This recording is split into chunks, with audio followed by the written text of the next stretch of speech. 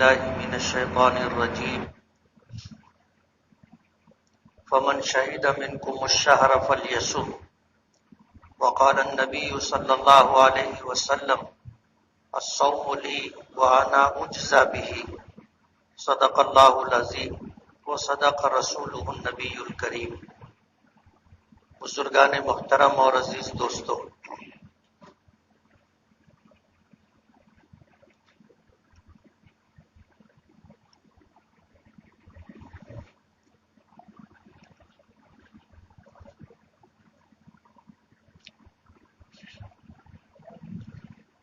رمضان کا مبارک مہینہ ہے، اور جو عبادت روزے کی ہم پر فرض کی گئی ہے یہ کوئی نئی عبادت نہیں ہے۔ پچھلے تمام انبیاء کرام علیہ الصلوۃ والسلام کی امت پر بھی روزے فرض کیے گئے تھے۔ پچھلے ہفتے میں نے اسی پر گفتگو کی تھی کہ قرآن کریم کی آیت یا ایھا الذین آمنوا کتب علیکم الصیام کما کتب علی الذین من قبلکم، کہ تم پر روزے فرض کیے گئے اسی طرح جس طرح پچھلی امتوں پر روزے فرض کیے گئے۔ تو یہ نئی عبادت نہیں ہے۔ جب دنیا بھر کے اہل ایمان یہ عبادت انجام دیتے رہے تو اس عبادت کا انجام دینا ہمارے لیے بھی مشکل نہیں ہے۔ بھوکا رہنا، پیاسا رہنا، اپنی خواہشات نفسانی سے روکے رہنے کا نام روزہ ہے، جیسے اس سے پہلے وضاحت کی جا چکی۔ تو روزہ کوئی نئی عبادت نہیں۔ رمضان کا مبارک مہینہ جو پائے گا اسے روزہ رکھنا پڑے گا، پھر وہ شہر کا رہنے والا ہو، دیہات کا رہنے والا ہو، مرد ہو، عورت ہو، جوان ہو، بوڑھا ہو، روزہ رکھنا پڑے گا۔ عبادات کے تئیں شریعت کا جو مزاج ہے کہ بچے کی عمر 7 سال ہو جائے اسے نماز پڑھنے کا حکم دو، اور 10 سال کی عمر ہو جائے تو نماز نہ پڑھنے پر سختی کرو، یہی حکم تقریباً روزے کا بھی ہے کہ یہ جو بچے ہیں انہیں روزے کی عادت ڈلواؤ۔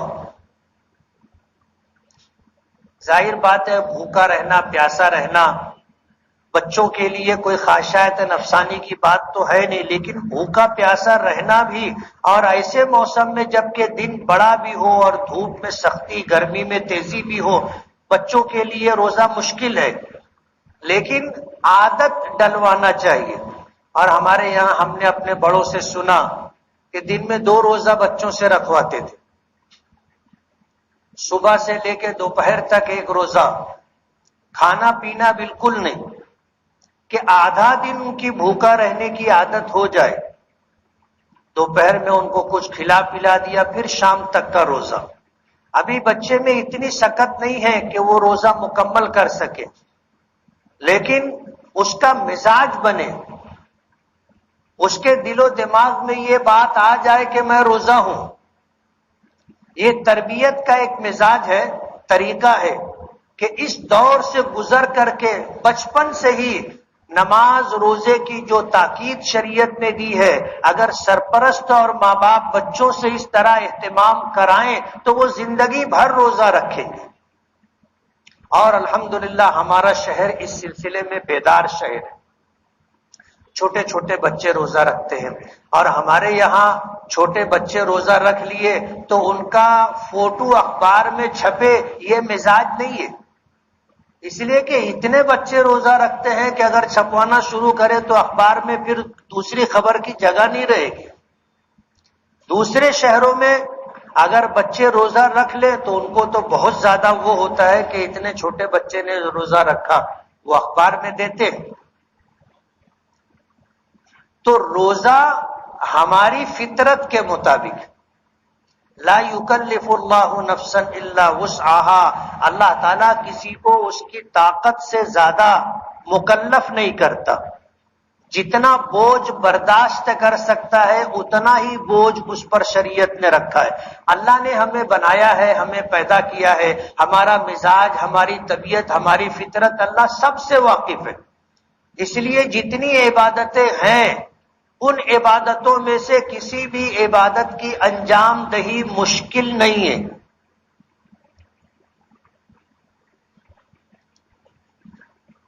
روزہ رکھنے سے آج دنیا اس بات کی معترف ہے کہ سائنسی طور پر بھی اس کے بے شمار فائدے، ہمیں اس سے کچھ لینا دینا نہیں ہے، ہم تو اللہ کی عبادت کرتے ہیں۔ کیوں کہ یہ بندگی ہے۔ بندگی اور تعبد کا مطلب یہ ہے کہ ہم حکم کو پورا کر رہے ہیں، یہ حکم ہمیں کیوں دیا گیا ہے اور اس عبادت کو کرنے سے کیا فائدہ ہوگا، اس سے ہم کو کوئی مطلب نہیں۔ اس کا نام ہے بندگی اور تعبد، کہ یہ میرے پروردگار کا حکم ہے، مجھے کرنا ہے بس۔ اور اس عبادت کو انجام دینے میں کیا مشقت ہوگی، کیا تکلیف ہوگی، کیا نفع ہوگا، مجھے اس سے کوئی پرواہ نہیں۔ اللہ کی عبادت ایسے ہی کرنا چاہیے۔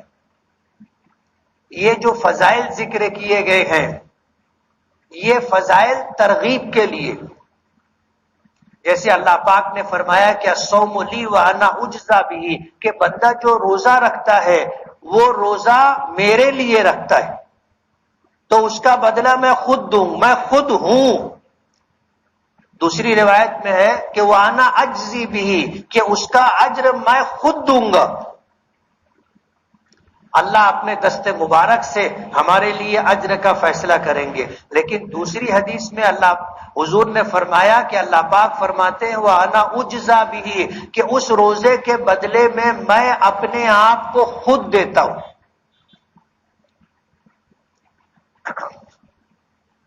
محمود غزنوی کا ایک غلام تھا ایاز، بہت سمجھدار تھا، لیکن دیکھ دکھاؤ میں خوبصورت نہیں تھا، حبشی تھا، رنگ کالا تھا، ناک نقشے بھی ویسے نہیں تھے جو خوبصورت لوگوں کے ہوتے، لیکن ذہین سمجھدار بہت تھا، مزاج شناس تھا۔ ایک خادم وہ ہوتا ہے کہ اس کو ہر کام کے لیے بولنا پڑتا ہے کہ پانی لا، یہ گلاس اٹھا کے وہاں رکھ، یہ تولیہ سیدھا کر دے، وہ چپل وہاں ٹیڑھا ہے الٹا ہے اس کو سیدھا کر دے۔ وہ خادم ہوتا ہے، اس کو خود زیادہ نہیں سمجھتا۔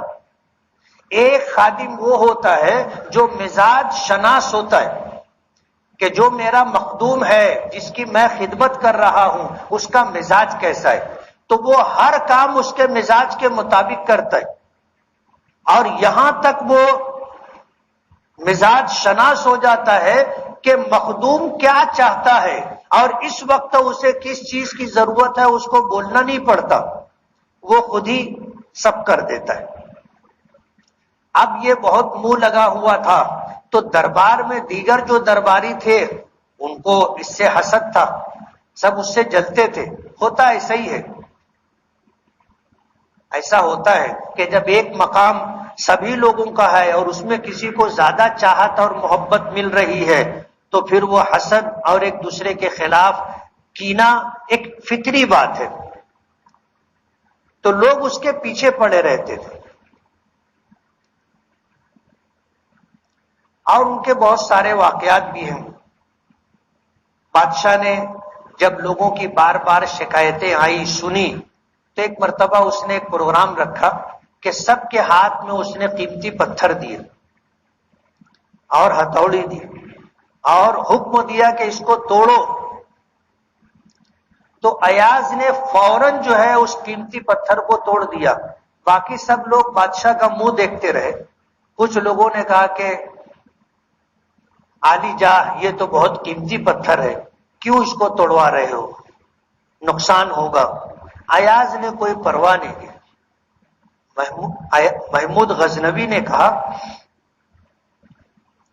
یہ ہے حکم کی تعمیل، تمہارے نزدیک پتھر قیمتی ہے اور اس کے نزدیک میرا حکم قیمتی ہے، کہ میں نے حکم دیا توڑ دو تو اس نے توڑ دیا، حالانکہ نقصان ہے، اور تمہارے نزدیک میرے حکم کی پرواہ نہیں ہے. تم نے میرا حکم ایک طرف رکھا اور اس پتھر کو ایک طرف رکھا، اور تم نے پتھر کو ترجیح دی، میرے حکم کو تم نے نظر انداز کیا. اس لیے میں آیات سے محبت کرتا ہوں. ایک مرتبہ اس کے دربار میں اس نے کہا کہ دربار میں جتنی چیزیں ہیں جس کو جو لینا ہو لے لو، اور جو چیز پر ہاتھ رکھ دے گا وہ اس کی. اب سب چاروں طرف دیکھنے لگے کہ قیمتی چیز کیا ہے. بھگدڑ مچ گئی. ایاز جو غلام تھا وہ اٹھا، جا کر کے بادشاہ کے سر پر ہاتھ رکھ دیا. اب ظاہر بات ہے بادشاہ جس کا ہو اس کا سب کچھ ہے. اب دربار میں 150 چیزیں ہوں گی، جس کے ہاتھ جو لگ گئی وہ اس کی، بس اتنا ہی نا. اور ایاز نے جا کر بادشاہ کے اوپر ہاتھ رکھ دیا کہ دربار میں وہ بھی بیٹھا ہوا ہے. اور بادشاہ نے کہا کہ جس کے اوپر ہاتھ رکھ دے گا وہ اس کا. تو اس نے جا کر محمود غزنوی کے اوپر ہاتھ رکھ دیا. تو اس وقت جو ہے محمود نے کہا کہ اس کی ذہانت کا آپ اندازہ کرو. حدیث پاک میں اسی چیز کو اللہ پاک نے ذکر کیا ہے کہ وَأَنَا أُجْزَى بِهِ، کہ روزے کا بدلہ میں خود ہوں. اور حدیث پاک میں آتا جملہ ہے کہ من کان للہ کان اللہ لہ، کہ جس شخص کو اللہ مل جائے پوری کائنات اس کو مل گئی. کیوں؟ اس لیے کہ اللہ پوری کائنات کا مالک ہے، پوری کائنات کا خالق ہے، پوری کائنات کا حاکم ہے. اور جب اللہ کسی کو مل گیا تو اس کو تو پوری کائنات مل گئی. وَأَنَا أُجْزَى بِهِ، اللہ پاک فرماتے ہیں کہ یہ روزے کے بدلے میں خود اپنے آپ کو دیتا ہوں. اور ہم لوگ روزہ اللہ کے لیے رکھتے. اور یہ جو بات ہے وَأَنَا أُجْزَى بِهِ یا وَأَنَا أَجْزِي بِهِ کہ روزہ بندے نے میرے لیے رکھا ہے، اسی لیے تنہائی میں بھی، نہانے کے لیے حمام میں بھی گئے تو آدمی ایک قطرہ پانی حلق کے نیچے نہیں اترنے دیتا. کوئی دیکھنے والا ہے؟ کوئی روکنے والا ہے؟ نہیں. ہمارا یہ مزاج ہے کہ ہم نے روزہ اللہ کے لیے رکھا ہے اور اللہ ہمیں دیکھ رہا ہے. اللہ کو خبر ہے، پتا ہے کہ میں روزے سے ہوں کہ نہیں ہوں، تو ہم بھی روزہ اللہ کے لیے رکھتے. تنہائی ہے، کمرہ بند ہے، ساری راحت اور سہولت ہے. اگر پیٹ بھر کھا بھی لیے تو کسی کو پتہ نہیں چلے گا. آدمی ہوٹل سے کھا کے نکلتا ہے، منہ پر ہاتھ پھیر لیا تو سمجھتا ہے کہ کسی کو سمجھے گا نہیں، اور ہوتا بھی ایسے ہی. ہم میں سے سبوں کے چہرے تر و تازہ ہیں الحمدللہ. کسی کے چہرے سے ایسا نہیں لگتا کہ اس کو روزہ لگا ہے. کوئی فیصلہ نہیں کر سکتا کہ جس کو ہم دیکھ رہے ہیں وہ روزے سے ہے کہ روزے سے نہیں ہے. ہم تو روزہ خور لوگوں کو بھی روزہ دار سمجھتے. تو روزہ اللہ کے لیے رکھا جاتا ہے اور اس کے اجر کا اندازہ نہیں کر سکتے کہ اجر میں اللہ پاک خود اپنے آپ کو دے رہے. اور اللہ تعالیٰ کو یہ ادا بہت پسند ہے، جس کو میں نے کہا کہ یہ بندگی ہے، یہ تعبد ہے کہ اللہ کے حکم کو ہم پورا کر رہے ہیں. اس میں کیا نفع اور کیا نقصان اس کی ہمیں پرواہ نہیں. اخلاص کا اعلیٰ درجہ ہے. اور یہ عبادت ایسی ہے کہ اس عبادت کو انجام دیتے ہوئے دوسرے کسی دینی دنیاوی کام سے روکا نہیں گیا. نماز پڑھتے ہوئے آپ دوسرا کوئی کام کر سکتے ہو، بیت اللہ کا طواف کرتے ہوئے آپ دوسرا کوئی کام کر سکتے ہو؟ نہیں کر سکتے. لیکن روزے کی حالت میں کوئی کام منع نہیں ہے. 3 چیزوں سے رکنے کا نام روزہ ہے. ان 3 چیزوں کو چھوڑ کر کے آپ روزہ رکھ کے نماز بھی پڑھ سکتے، روزہ رکھ کر کے تلاوت بھی کر سکتے، روزہ رکھ کر کے اعتکاف بھی کر سکتے ہیں، روزہ رکھ کر کے اللہ کا ذکر بھی کر سکتے ہیں، روزہ رکھ کر کے لوم بھی چلا سکتے ہیں، روزہ رکھ کر کے دکاندار اپنی دکان بھی چلا سکتا ہے۔ کوئی دینی دنیاوی کام میں روزہ رکاوٹ نہیں ہے۔ باقی کوئی عبادت آپ کو روزے جیسی نہیں ملے گی کہ اس کی اہمیت بھی روزے جیسی ہو اور روزے جیسے معاملات بھی اس میں ہو، آپ کو نہیں ملے گی۔ اس لیے روزہ اللہ کے لیے رکھا جاتا ہے اور اس کے اجر کا اندازہ اللہ نے خود اپنے آپ کو دیا ہے۔ سرکار دو عالم صلی اللہ علیہ وسلم نے فرمایا روزے کی فضیلت اور روزے کی اجر و ثواب کا اندازہ آپ لگاؤ۔ صحابہ کرام کہتے ہیں کہ اللہ کے رسول صلی اللہ علیہ وسلم نے ایک موقع پر آپ نے ہمیں خطبہ دیا، ہم نے دیکھا کہ خطبہ دینے کے لیے جب آپ نے ممبر کے پہلے زینے پر قدم رکھا تو فرمایا آمین، دوسرے پر قدم مبارک رکھا تو فرمایا آمین، تیسرے پر آپ نے اپنا قدم رکھا فرمایا آمین۔ ظاہر بات ہے ہر جمعہ خطبے کے موقع پر اللہ کے رسول صلی اللہ علیہ وسلم ممبر پر چڑھتے تھے، صحابہ کرام دیکھتے تھے، لیکن آپ سے آمین کبھی نہیں سنی تھی۔ جب آمین سنی تو صحابہ میں تجسس تھا۔ ایک بات آپ درمیان میں سمجھ لے کہ اللہ نے اپنے رسول کی رفاقت کے لیے، اپنے رسول کا ساتھ دینے کے لیے اس زمانے میں جن لوگوں کو ایمان دیا تھا، جنہوں نے ایمان قبول کیا، اسلام قبول کیا، حضور کے ساتھ رہے، یہ اللہ کا انتخاب ہے، اللہ نے ان کو چنا تھا۔ یہ پوری دنیا کے انسانوں میں سب سے افضل، انبیاء کرام علیہم الصلوۃ والسلام کو چھوڑ کر سب سے افضل۔ آپ اندازہ کرو ان میں وہ ساری خوبیاں جو ایک نبی کے ساتھ میں رہنے والوں میں ہونی چاہیے، اللہ نے وہ ساری خوبیاں، صفات، کمالات ان لوگوں میں رکھے تھے۔ وہ ایک منتخب جماعت تھی کہ اپنے نبی کی رفاقت، اپنے نبی کی صحبت اور اپنے نبی کی معیت کے لیے اللہ نے ان کو چنا تھا۔ اسی لیے حضور نے فرمایا کہ اللہ اللہ فی اصحابی لا تتخذوهم غرضا من بعدی فمن احبهم فبحبی احبهم ومن ابغضهم فببغضی ابغضهم۔ اللہ کے رسول نے فرمایا کہ میرے صحابہ کے معاملے میں اللہ سے ڈرنا، میرے صحابہ کے معاملے میں اللہ سے ڈرنا، اور میرے بعد میرے صحابہ کو اپنی تنقید کا نشانہ مت بنانا، ان کو برا بھلا مت کہنا، ان میں کمی کوتاہی تلاش مت کرنا۔ لا تتخذوهم غرضا من بعدی، میرے بعد میرے صحابہ کو اپنی تنقید کا نشانہ مت بنانا۔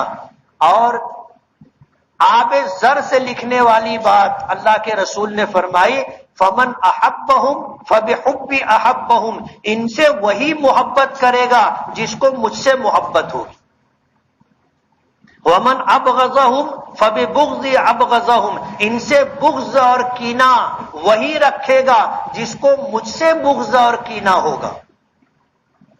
تو صحابہ کرام وہ منتخب جماعت ہے کہ اللہ نے پوری انسانیت میں سے ان کو چنا تھا اور اپنے نبی کا ساتھی بنایا تھا۔ تو صحابہ کرام نے دیکھا کہ آج تو حضور نے 3 مرتبہ آمین کہی، تو پوچھا خطبہ مکمل ہونے کے بعد اللہ کے رسول آج ہم نے ایک نئی بات دیکھی جو اس سے پہلے کبھی نہیں دیکھی۔ آپ نے پہلے درجے پر، دوسرے درجے پر، تیسرے درجے پر قدم رکھا تو ہر مرتبہ آپ نے آمین کہی۔ حضور پاک صلی اللہ علیہ وسلم نے فرمایا کہ جب میں نے پہلے زینے پر قدم رکھا تو حضرت جبرائیل تھے، انہوں نے بد دعا دی کہ ہلاک ہو وہ شخص جس نے اپنے ماں باپ کو یا دونوں میں سے کسی ایک کو بڑھاپے میں پایا اور ان کی خدمت کر کے اپنے لیے جنت نہیں حاصل کر لی۔ تو میں نے کہا آمین۔ بعض روایتوں میں آتا ہے کہ حضرت جبرائیل نے حضور سے کہا کہ آپ اس بد دعا پر آمین کہو. ظاہر بات ہے جبریل جیسے مقرب فرشتے کی بد دعا نہیں لگنا ہے. علماء نے لکھا ہے کہ اگر حضور آمین نہ بھی کہتے تو حضور کی جبرائیل کی بد دعا کافی تھی، لیکن حضرت جبرائیل کی بد دعا پر حضور نے آمین کہی، یا حضرت جبرائیل نے آپ سے گزارش کی کہ آپ آمین کہو تو حضور نے آمین کہی. جو لوگ اپنے ماں باپ کے ساتھ بدسلوکی کرتے ہیں، اپنے ماں باپ کو نظر انداز کرتے ہیں، اپنے ماں باپ کو بڑھاپے میں چھوڑ دیے ہیں، نہ ان کا خیال رکھتے، کھانے پینے کا، پہننے اوڑھنے کا، خرچہ پانی کا، اور ان کے ساتھ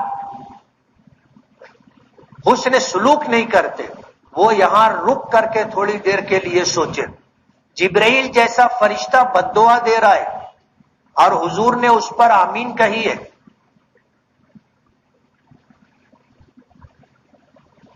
جن لوگوں کا سلوک اپنے ماں باپ کے ساتھ اچھا نہیں ہے، اسے جبرائیل کی بد دعا اور حضور کی آمین.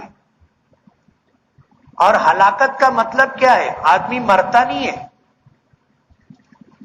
ہلاکت کس کو بولتے ہیں؟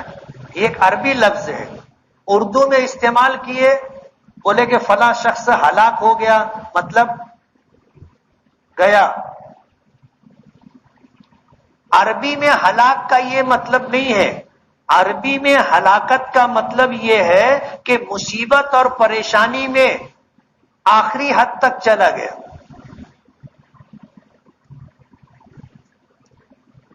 اب ظاہر بات ہے کہ مصیبت اور تکلیف اس حد تک پہنچ جائے تو پھر زندگی اور موت برابر ہو جاتی. مرنے پر تو آدمی ایک مرتبہ مرتا ہے، اور عربی میں جو ہلاکت ہے اس میں بار بار مرنا پڑتا ہے، بار بار آدمی مرتا ہے، دم نہیں اکھڑتا، اکھڑنے جیسا ہو جاتا ہے. تو حضرت جبرائیل نے بد دعا دی کہ ہلاک ہو وہ شخص جو اپنے ماں باپ کو یا دونوں میں سے کسی ایک کو بڑھاپے کی حالت میں پائے اور ان کی خدمت کر کے اپنے لیے جنت حاصل نہ کر لے. حضور نے فرمایا آمین. دوسرے درجے پر قدم رکھا تو حضرت جبرائیل نے بد دعا دی کہ ہلاک ہو وہ شخص جس کے سامنے آپ کا ذکر مبارک ہو، آپ کا نام لیا جائے اور وہ آپ پر درود نہ بھیجے. حضور نے فرمایا آمین. سرکار دو عالم صلی اللہ علیہ وسلم کے ہم پر بے پناہ احسانات ہیں، ہم اندازہ نہیں کر سکتے. شاید ہم نے کبھی سنجیدگی سے اس بارے میں غور کیا ہو، اکیلے بیٹھ کر کے سوچا ہو کہ اللہ کے رسول صلی اللہ علیہ وسلم کے آنے سے انسانیت کو کیا ملا. یہ ایک موضوع ہے جس پر تفصیلی گفتگو کی جاتی ہے کہ آپ کے آنے سے پہلے دنیا میں انسانوں کا کیا حال تھا، انسانیت کہاں تھی، اور آپ کے آنے کے بعد، آپ کی تعلیمات و ارشادات کے بعد اللہ پاک نے انسانوں کو اور انسانیت کو کیا عطا کیا. یہ ایک پہلو ہے حضور کی سیرت کا جس کو پڑھنا چاہیے، جس کو سننا چاہیے، جس پر غور کر کے سمجھنا چاہیے کہ اللہ پاک نے سرکار دو عالم صلی اللہ علیہ وسلم کے ذریعے انسانیت کو کیا دیا ہے. ہم نے کبھی غور نہیں کیا تو ہمیں پتہ نہیں ہے کہ اس کپڑے کے نیچے کیا ہے. ایک اندازہ آپ کرو، جہالت اتنی تھی کہ راستے میں ایک آدمی پیر پھیلا کر کے بیٹھا تھا تو آنے والے نے پیر نام کر کے گزرنا گوارا نہیں کیا، تلوار نکالی، پیر کاٹ دیا، پھر آگے بڑھا. جہالت اتنی تھی کہ اپنے بچوں کو اپنے ہاتھوں قتل کر دیا کرتے. درندگی اتنی تھی. بیٹا ہو بیٹی ہو کھلانا پڑے گا، خرچہ اٹھانا پڑے گا. بچے پیدا ہوتے تھے انہیں قتل کر دیا جاتا تھا. اور بچی پیدا ہوتی تھی اس کو زندہ دفن کر دیا جاتا تھا، عورتوں کو جانوروں کی طرح خریدا بیچا جاتا تھا، کوئی حیثیت نہیں تھی عورت کی۔ بے شمار ایسی چیزیں ہیں جو نبی کریم صلی اللہ علیہ وسلم کے احسانات میں سے ہم نے کبھی غور نہیں کیا، اس لیے ہمیں پتہ نہیں ہے، ورنہ حضور کے اتنے احسانات ہیں کہ ان احسانات کے بعد اگر آپ کا نام مبارک آئے، آپ کا ذکر مبارک ہو اور ہم درود نہ پڑھیں، جبرائیل کی بد دعا ہے، جبرائیل کی بد دعا ہے کہ ایسا شخص ہلاک ہو، حضور نے آمین کہی۔ اور تیسری بات، تیسرے درجے پر قدم رکھا تو فرمایا کہ ہلاک ہو وہ شخص جو رمضان کا مبارک مہینہ پائے اور اس کی مغفرت نہ ہو۔ پچھلے ہفتے میں نے یہی بات کہی تھی، یہی بات کہی تھی، آپ کو یاد ہوگی کہ یہ رمضان آیا ہے، ہماری مغفرت ہونی ہی چاہیے، ورنہ مغفرت بھی نہیں ہوگی اور جبرائیل کی بد دعا اور حضور کی آمین بھی ہمارے سر لگ جائے گی۔ اللہ نے رمضان کا مبارک مہینہ دیا ہی اس لیے ہے کہ ہماری بخشش ہو جائے، اللہ نے رمضان اس لیے دیا ہے ہمیں۔ اس امت پر اللہ کے احسانات میں سے ایک بہت بڑا احسان رمضان کے روزوں کی فرضیت ہے۔ حدیث پاک میں آتا ہے، اللہ کے رسول صلی اللہ علیہ وسلم نے فرمایا کہ میدان محشر میں 120 صفیں ہوں گی انسانوں کی، 120 صفیں، اور حضور نے فرمایا کہ میرا گمان ہے کہ ان میں سے آدھی صفیں جو ہے میری ہوں گی، میری امت کی ہوں گی۔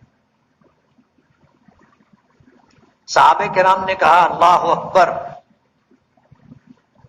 پھر حضور نے فرمایا میرا گمان یہ ہے کہ 2/3 یعنی 80 صفیں امت محمدیہ کی ہوں گی۔ لوگوں نے کہا اللہ اکبر، مسلم شریف کی روایت ہے۔ اور پھر حضور پاک صلی اللہ علیہ وسلم نے فرمایا کہ یہ جو 120 صفیں ہوں گی ان میں سے اکثریت میری امت کی صفیں ہوں گی اور یہ جنت میں جائے گی۔ اب ظاہر بات ہے اتنا بڑا اجر و ثواب اس امت کو دیگر امتوں کے مقابلے میں سب سے زیادہ ملے گا تو کیسے ملے گا؟ آپ ان کی عمریں دیکھیے، اپنی عمر دیکھو، وہ 1000 سال جیتے تھے، ہم 50-60 سال جیتے۔ ہم تو نیکیوں میں ان کی برابری نہیں کر سکتے، ہم نیکیوں میں ان سے آگے نکل جائیں، اس کے لیے اللہ پاک نے ہمیں 5 وقت کی نماز دی ہے، رمضان کا روزہ دیا ہے، زکوٰۃ دی ہے، حج کا عمل دیا ہے، اور بے شمار چھوٹے چھوٹے اعمال ہیں جن کو کرنے پر اللہ بے پناہ اجر دیتا ہے۔ جیسے کسی نے اشراق کی نماز پڑھی، فجر کی نماز پڑھ کر کے اپنی مسجد میں رکا رہا اور سورج طلوع ہوا، مکروہ وقت ختم ہو گیا، 2 4 6 رکعتیں اس نے پڑھ لی، اللہ پاک اسے مقبول عمرے کا ثواب عطا کریں گے۔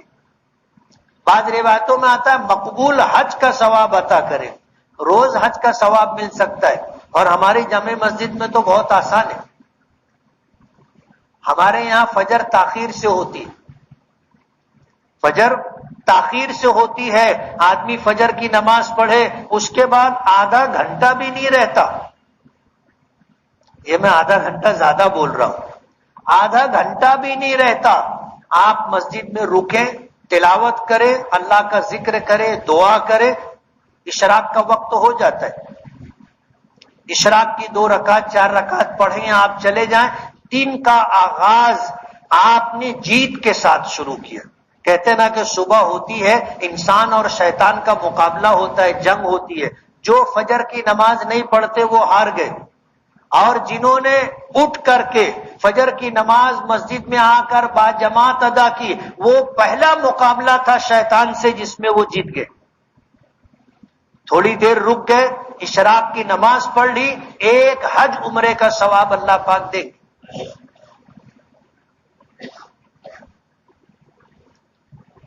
معمولی چیز نہیں ہے. اس امت پر اللہ کے بے پناہ احسانات ہیں. رمضان اللہ نے ہمیں دیا ہی اس لیے ہے کہ ہماری بخشش ہو جائے، اور ظاہر بات ہے اس بات کا اطمینان ہمیں کیسے ہوگا؟ رمضان میں 2 ہی عمل ہمیں اضافی طور پر دیے گئے، روزہ رکھنا ہے، تراویح پڑھنا ہے، اور کوئی تیسرا عمل نہیں ہے. میں نے پہلے یہ بات کہی تھی، 5 وقت کی نماز رمضان تک نہیں ہے بلکہ پورے سال کے لیے.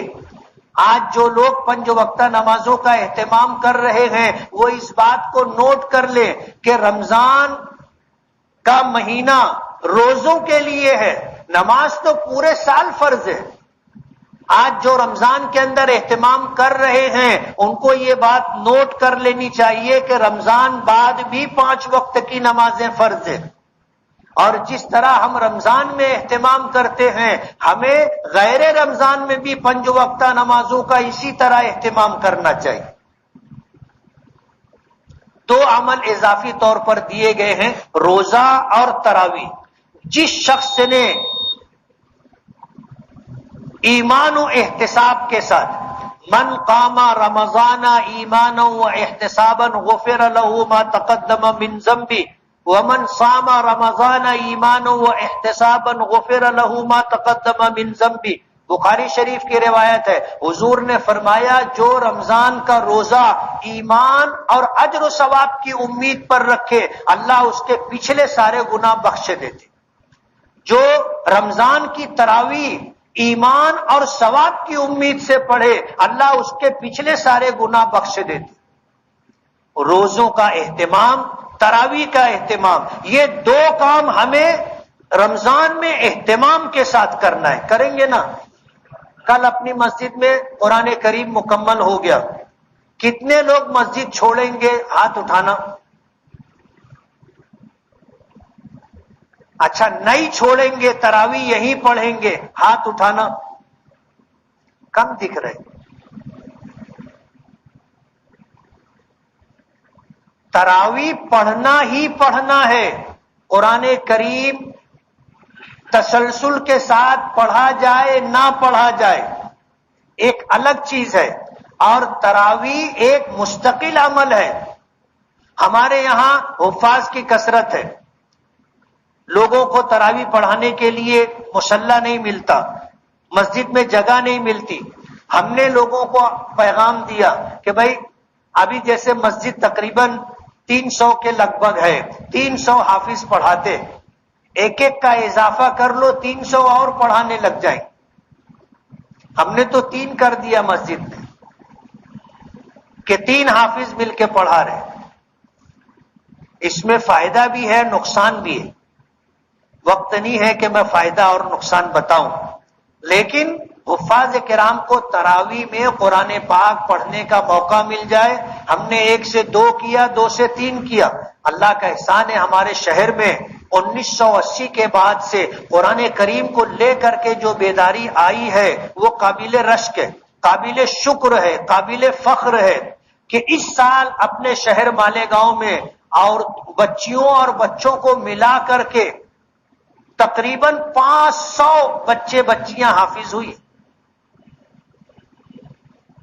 اور یہ معمولی نعمت نہیں ہے. اور شہروں میں تراویح پڑھانے کے لیے حافظ نہیں ملتا، دوسرے شہروں سے آتے ہیں تو تراویح ہوتی ہے اور قرآن کریم پڑھا جاتا ہے. اور اپنے یہاں معاملہ الٹا ہے کہ حفاظ اتنے ہیں کہ ان کو جگہ نہیں ملتی، وہ باہر جانا نہیں چاہتے، تو کوئی اپنے گھر پر پڑھا رہا ہے، کوئی ٹیرس پر پڑھا رہا ہے، کوئی کسی کی آفس میں پڑھا رہا ہے. لوگ الحمدللہ 2 کام آپ کو کرنا ہے، اور آپ نے اگر اخلاص کے ساتھ یہ 2 کام کیا انشاءاللہ بخشش اور مغفرت ہوگی. روزہ اور تراویح. قرآن کریم مکمل ہو گیا تو اس کا یہ مطلب نہیں کہ تراویح ختم ہو گئی. تراویح آپ کو پڑھنا ہے اور خوش دلی سے پڑھنا ہے. کیسے پڑھنا ہے؟ خوش دلی سے پڑھنا ہے. اب قرآن کریم مکمل ہو گیا. ابھی جمعہ سے پہلے ایک نے مجھ سے یہ پوچھ لیا کہ اب آج کیا پڑھیں گے؟ اس کو ٹینشن ہے کہ اگر کل کی طرح 1.5 پارہ پڑھے تو مسجد بدلنی پڑے گی. یہ ٹینشن نہیں رہنا چاہیے. امام کے تابع رہنا چاہیے منڈی ڈال کے. ہم لوگ نیت کیا کرتے؟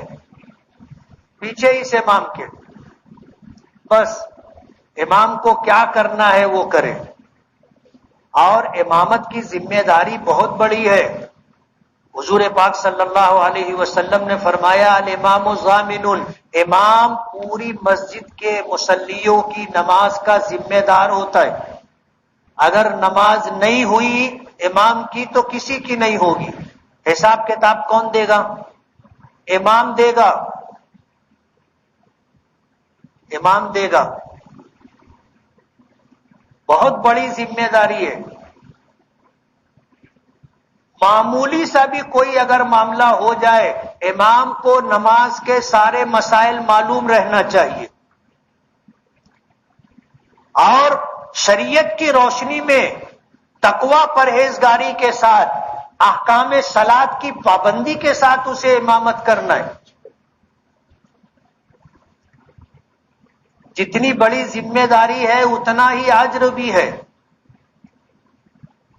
امام کی اقتداء میں جتنے لوگوں نے نماز پڑھی ہے سب کو اللہ جتنا اجر دے گا، ان کو نماز پڑھنے پر جتنا اجر ملے گا سب جمع کر لو اتنا ثواب اکیلے امام کو ملتا ہے. اور میں نے شکر کے طور پر یہ بات کہی تھی کہ مالیگاؤں آیا اس وقت سے جامع مسجد کی امامت، اب پابندی نہیں ہو پاتی. ورنہ جامع مسجد کے ذمہ داران جو اللہ کی جوار رحمت میں چلے گئے، حاجی خلیل ڈائمنڈ والے، ماسٹر جمیل صاحب اور ہمارے جو پرانے مصلی تھے، ایسا اہتمام میں کرتا تھا نماز کا. غالباً 17 یا 18 سال ایک نماز بھی میری جامع مسجد کے باہر نہیں ہوئی. اور صرف اس نیت سے امامت آسان کام نہیں ہے. سب کام چھوڑ کے آنا پڑتا ہے. کہیں بھی رہو آنا پڑتا ہے. موسم کیسا بھی رہے آنا پڑتا ہے.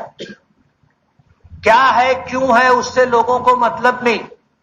ٹن سے گھڑی بجی کہ امام مصلی پر چاہیے، نہیں تو لوگوں کے سر گھومنے لگ جاتا ہے. وہ دیکھنے لگ جاتے کہاں ہے. اپنے یہاں تو دروازہ دیکھتے ہیں، دوسری مسجدوں میں پیچھے دیکھتے ہیں کہاں ہے امام صاحب. بہت مشکل کام ہے، لیکن اس لیے کیا کہ امامت کرنے سے نمازوں کی پابندی ہوتی ہے. ایک بات، امامت کرنے سے تمام مصلیوں کے ثواب کا مجموعی ثواب ملتا ہے. اور جامع مسجد میں ایک نماز کا ثواب 500 گنا بڑھ کر کے ملتا ہے. تو جو کچھ ملنے والا ہے، یعنی جو یافت ہے، جو حاصل کمائی اور آمدنی ہے، وہ بہت زبردست ہے. اس لیے امامت شروع کی اور انشاءاللہ جب تک زندگی رہے گی اس کام کو کرنا ہے، ایسا عہد ہے. آپ لوگ دعا کرو اللہ آسان کر دے. تو نماز کی پابندی ضروری ہے. نماز کی پابندی ضروری ہے. رمضان ختم نماز ختم ایسا نہیں، قرآن ختم تراویح ختم ایسا نہیں ہے.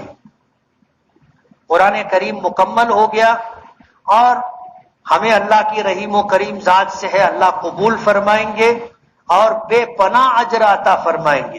ایک حرف قرآن کریم کا پڑھا جائے 10 نیکی ملتی ہے. اور نماز میں پڑھا جائے تو ایک حرف پر کم سے کم 100 نیکی ملتی ہے. اور جامع مسجد میں پڑھے تو اس کو 500 سے ضرب دے دینے کا. اور پھر جماعت جتنی بڑی ہوگی ثواب اتنا بڑھتا رہے گا. میں آپ لوگوں کا تمام مصلیوں کا شکر گزار ہوں. اپنی مسجد محلے کی مسجد نہیں ہے. آپ اپنا گھر اپنے محلے کی مسجد چھوڑ کر کے جامع مسجد آتے ہیں اور ہم جیسے لوگوں کے اجر و ثواب کے بڑھانے کا سبب بنتے ہیں. ہم ائمہ کرام آپ لوگوں کے شکر گزار ہیں.